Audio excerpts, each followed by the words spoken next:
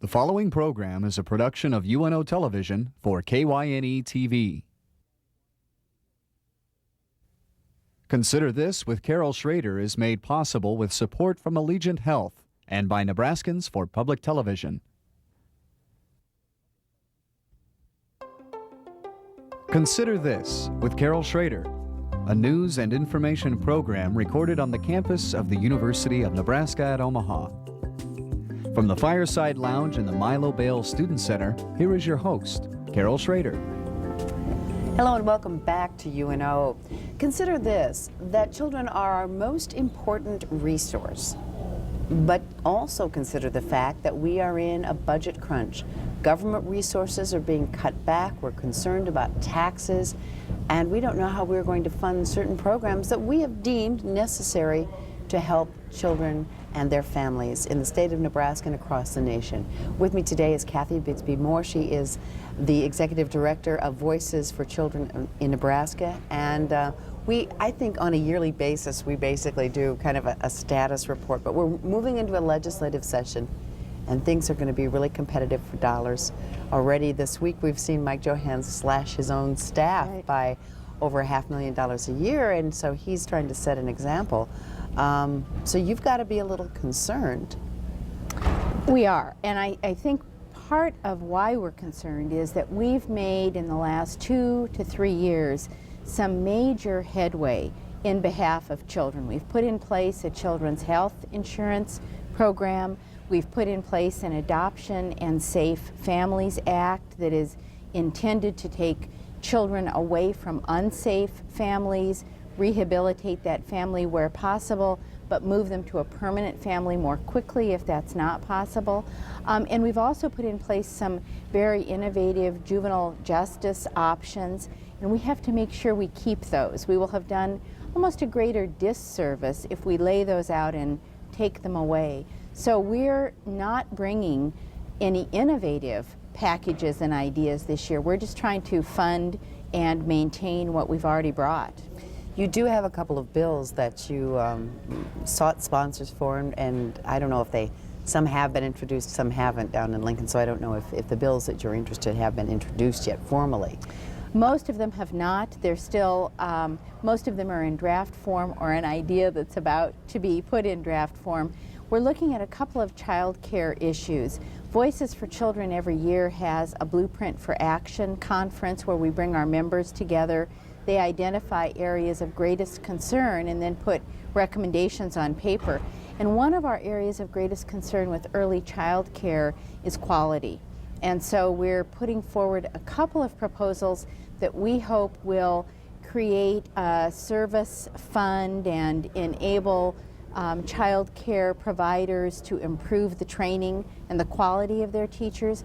But we also have realized that there are not adequate safety protections in place for all centers.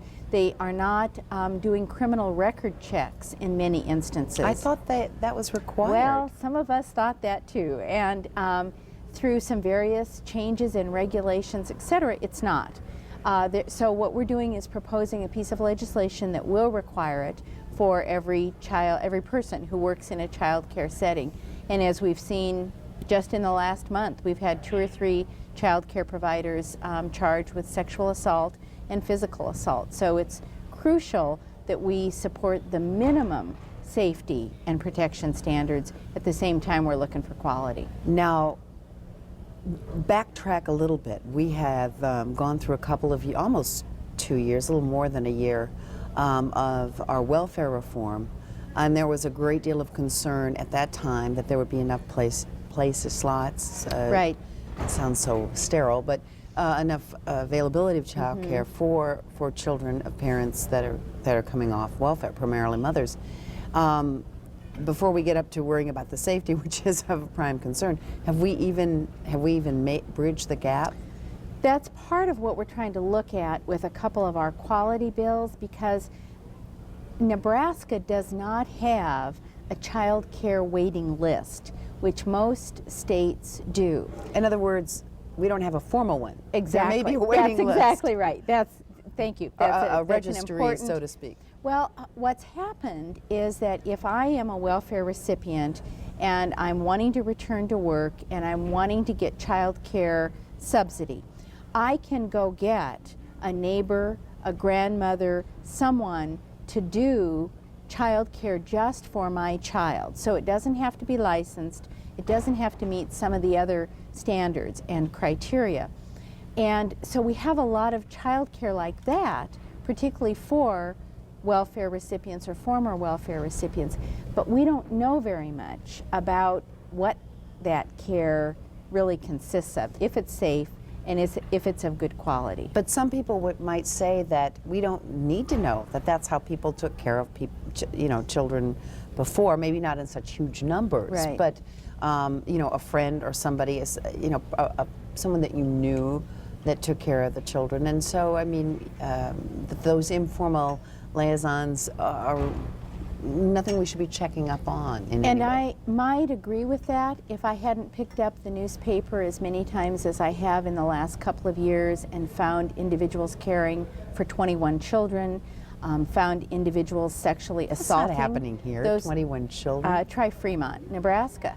A man in Sarpy County was charged with sexual assault. Just in the past week. Exactly. And the Department of Health and Human Services said those unsanitary conditions didn't exist the last time they checked. And that was just home child care? Exactly.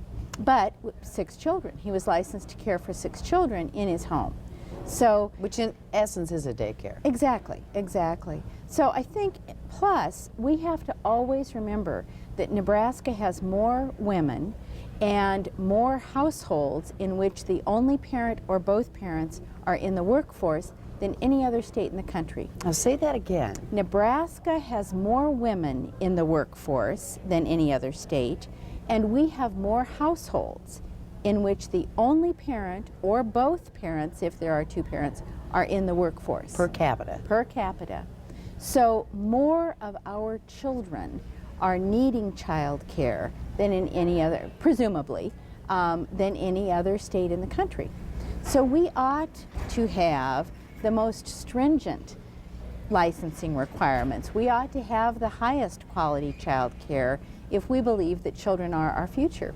Now, I remember back, and you could tell me how many years ago this was. It was in the Maybe. last era of the last part of the Var Johnson era in the unicameral, and how the first real wave of I think major daycare legislation. That would go back about 10 years. I thought we solved a lot of problems then.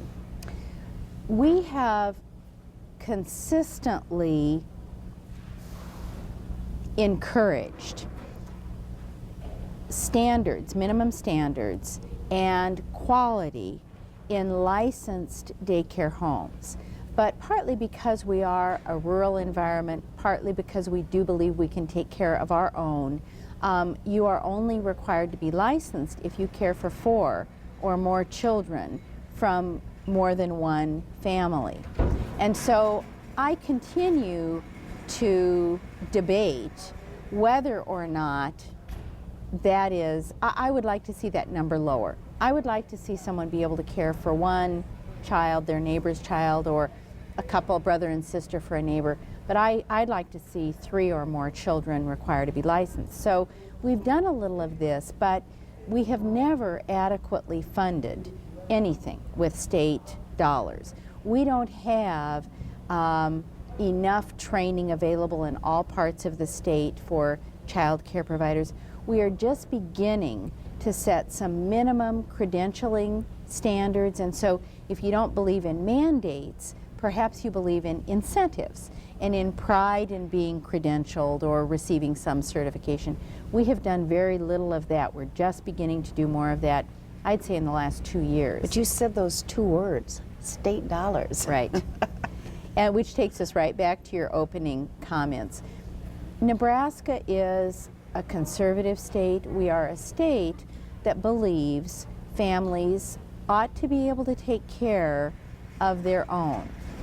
But what we don't recognize is that statistic that I just shared, The reason so many people are in the workforce is because we are not a state in which there are huge manufacturing centers, a huge number of high-paying jobs.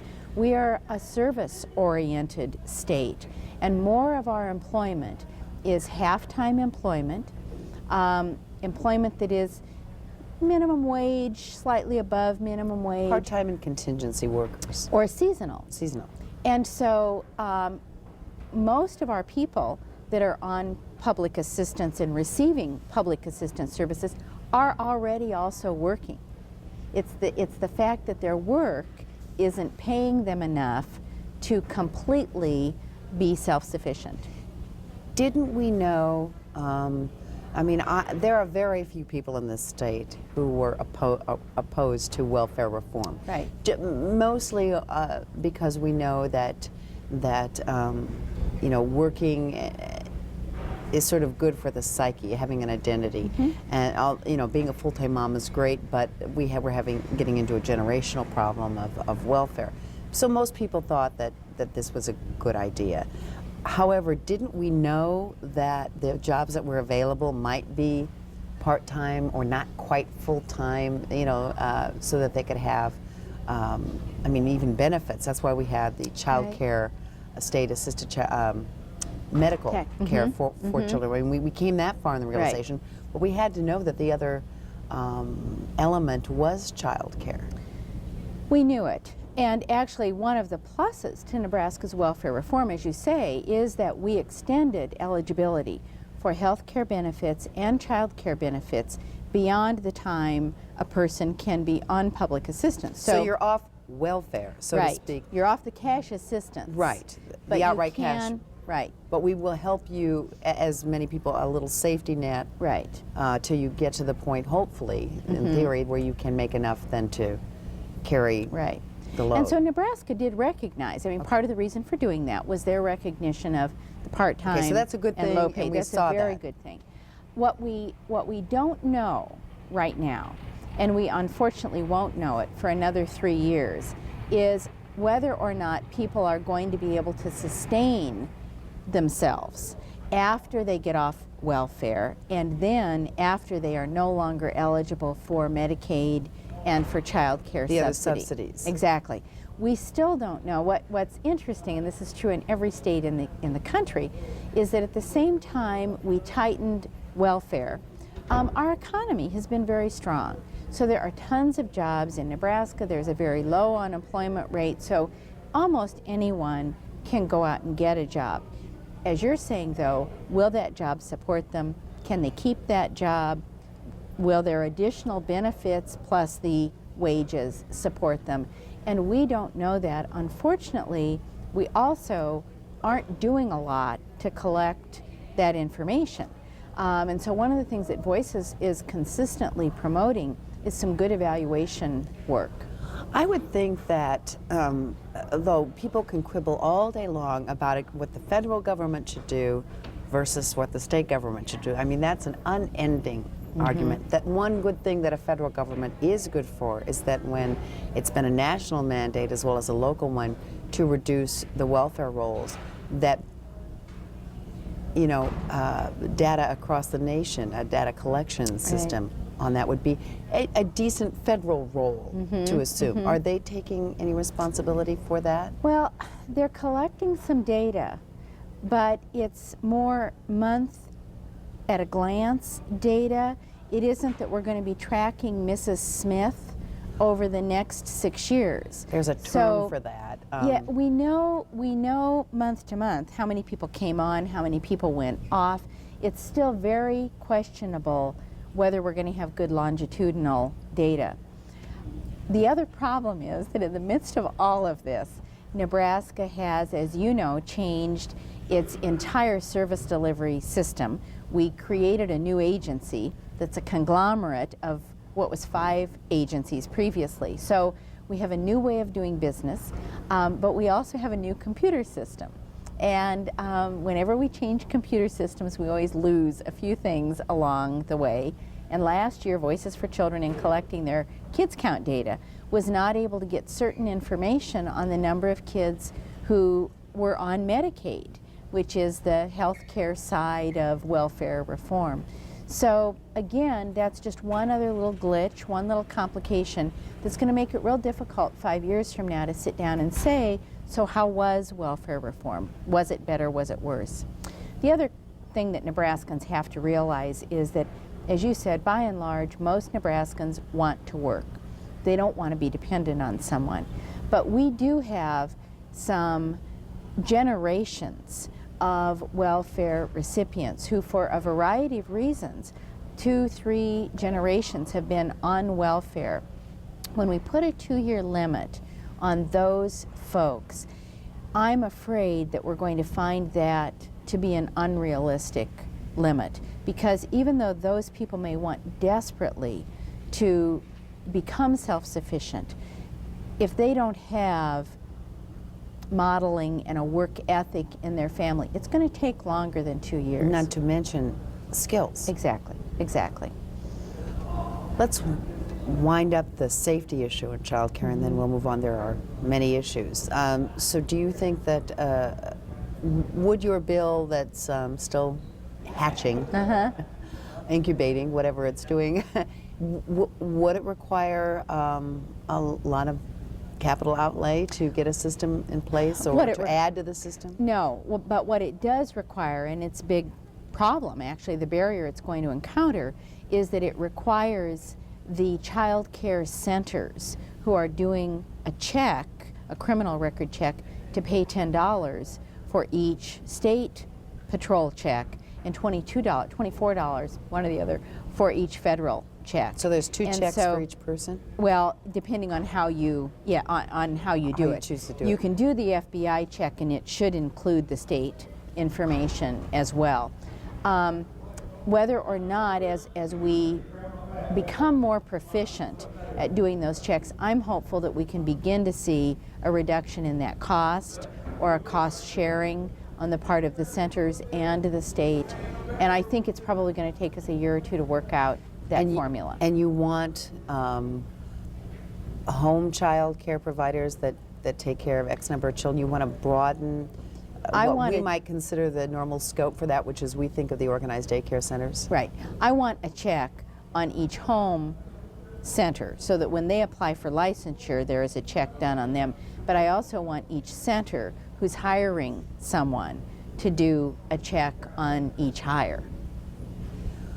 And what odds are you giving this? Well, I believe it will take us a year or two, but that it will pass.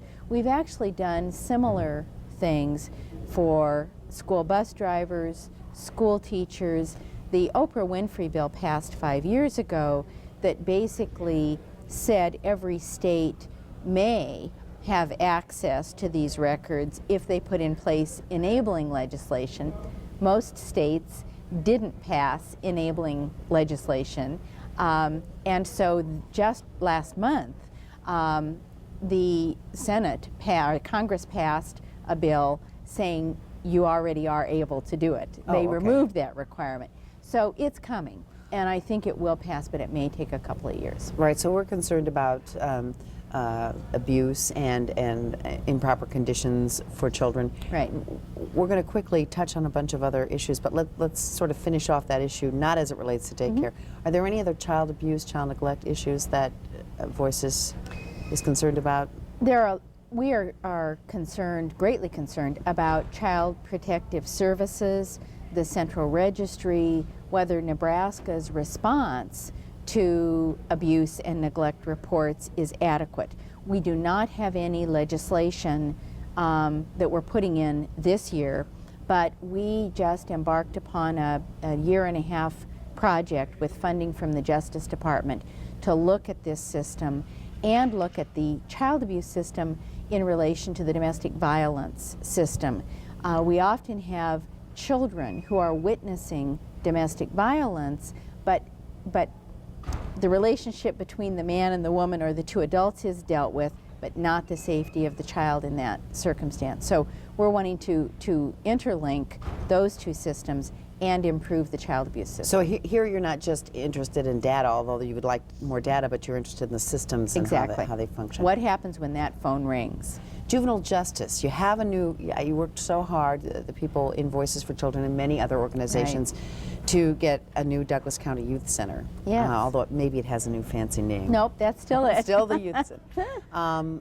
Which was supposed to be a little more modern, a little more space, keep people separate when they needed to be and together when they needed to be. Right. Has that at least, is that panning out? I know nothing's perfect. It's panning out, but it's overcrowded. Already? And it's, as you know, actually phase 2 hasn't even opened. Phase 1 is completed, phase 2 is due to be completed anytime now. Nebraska historically has not put sufficient dollars or priority into a wide array of juvenile justice services. So if you give people one option, which is to lock kids up, then every child that comes through the system gets the same treatment, because that's the only treatment that you have available. 4 years ago, we passed a piece of state legislation to create the Office of Juvenile Services, which was actually mandated to create an array of community-based services across the state. They have begun to put in place a wonderful array of services, but they've never been fully funded to do that. So we have models now of some trackers, some intensive probation supervision, all kinds of day treatment programs and mentoring programs, the kinds of things that really are going to keep kids out of trouble or get them out of trouble quickly as soon as they get into trouble. But we can't offer, you need 10 or 12 of those services in each community, and we have one here and one there. So again, unfortunately, all of our facilities, whether you're talking about the Douglas County Youth Center, Geneva or Kearney Youth Rehabilitation and Treatment Center, those are going to continue to be overcrowded, partly because kids are there who shouldn't be there. Well, there have just been recently articles in the paper about Geneva and Kearney overcrowding. Right. I mean, are they seriously overcrowded, or is this just, it would be nice if? They are seriously overcrowded, and that overcrowding has continued to elevate over the course of the last 5 to 7 years, partly because arrest rates are increasing, but partly because we continue to put kids there. If you looked at this whole strata at Geneva and Kearney, what you need to do is pull a percentage, and it's probably 10% or less, of the kids who are very serious offenders, too serious to be there, and you need to put them in another facility. You need to leave this middle 40% there. And probably keep the less serious in some back other... in their community. Exactly. But this is, as I understand it, and correct me if I'm wrong, this is even with shorter stays. I mean, a lot of, I've heard the judges tell me that it's even difficult to have an effective program for kids that know that they're not going to be there very long, because we're pushing them in and then out the other end to bring the other ones in. Is that still a problem? Yes, it is. And it's always hard for me to even describe this, because I think for many years Geneva and Kearney didn't have an adequate program. They have improved their program, they've added more treatment. A huge percent, over 50% of the boys at Kearney were reported to have been sexually abused. And for years they had no sexual abuse program whatsoever. It seems so really cruel. It was irrelevant how long they stayed if you weren't addressing the problem. Now they have begun to add a number of those programs. They still need more, but they are improving their program. And so now we do need to begin to say, okay, for a certain kind of child, they need to be in a treatment program for 6 months, 8 months, but we've got to do a whole lot better job of assessing who needs to be where and developing appropriate programs for each type of kid. All right, that takes money. And things are already, many of the systems in the state, private and public, that have been working with kids have adapted to a lot of the funding changes in managed care and shorter stays, and actually found that they were doing a better job at some things by being sort of lean and mean. Not emphasis on the mean, but you know, leaner. But they feel that they've reached the maximum of what they can do. I mean, that they've really changed with the times, and so money even becomes more of an issue because they push the envelope. Right. What's so sad, though, is we find the money eventually to build prisons, millions, billions, to build prisons, to build the new Douglas County Youth Center so it can be overcrowded. We found that money, but 8 years ago, 9 years ago, when I asked Douglas County for money to create community alternatives that would keep kids out of the youth center, they couldn't find that money.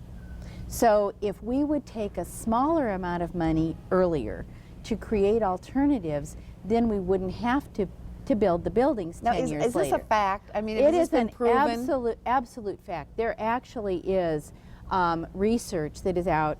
Scott Hingler is probably the most noted for his research, and he can show that he can provide intensive psychiatric treatment for shorter periods of time for kids who need intensive But psychiatric the timing treatment. is... It's the timing, and it's what happens during that time.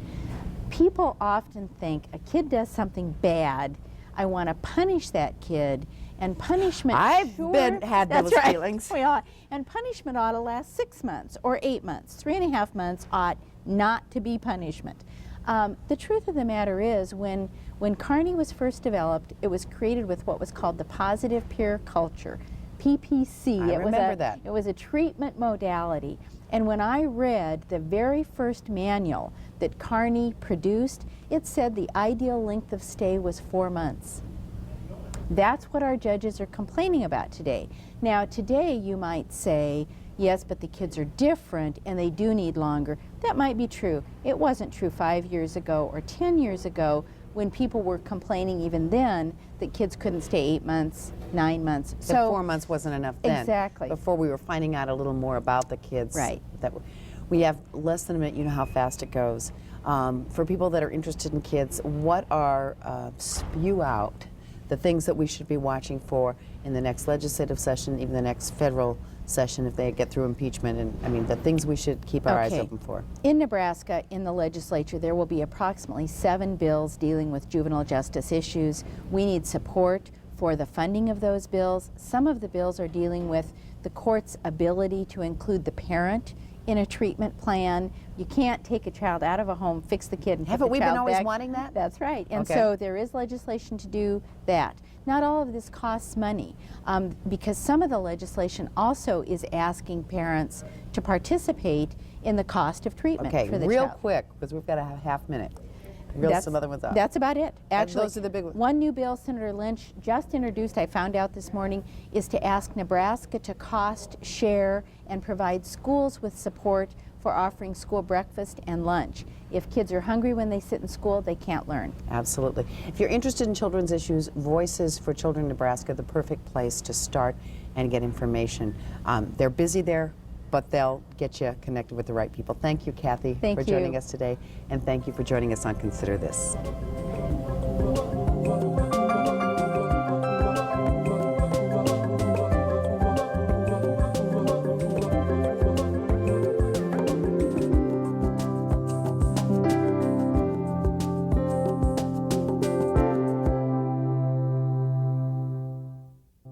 Consider This with Carol Schrader is made possible with support from Allegiant Health.